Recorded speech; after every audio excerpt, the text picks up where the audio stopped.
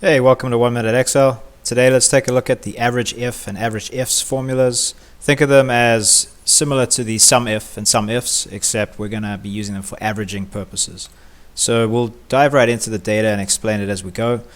Using a average if, we would have one criteria range. In this case, are they or are they not bonus eligible, these employees that we made up here. So let's go ahead and test that out. So we say equals average if, and I'm going to use what's the range. So this is going to be the criteria range in this case. Select the range, hit F4 once to lock it. The criteria here is on the cells here, yes or no. I'm going to hit F4 3 times just to lock the column, say comma, and now the average range. This is going to be your numeric range you want to average out.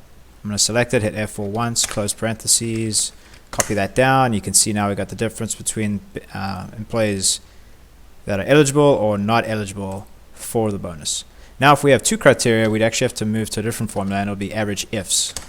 And what you would do now is you want to select your numeric range first that you want to average. So we'll go ahead and hit F4 there to lock it.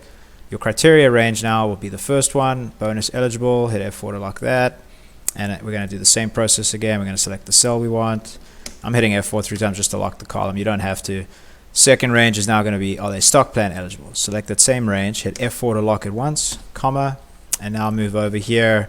I am aligning it there on the given cell. I'm going to hit F4 3 times to see whether they're stock plan eligible, close parentheses, and now we can see the combined effect of employees that are both bonus and stock plan eligible or not eligible for either. And that is an example of the average if and average ifs formulas. Thanks for listening.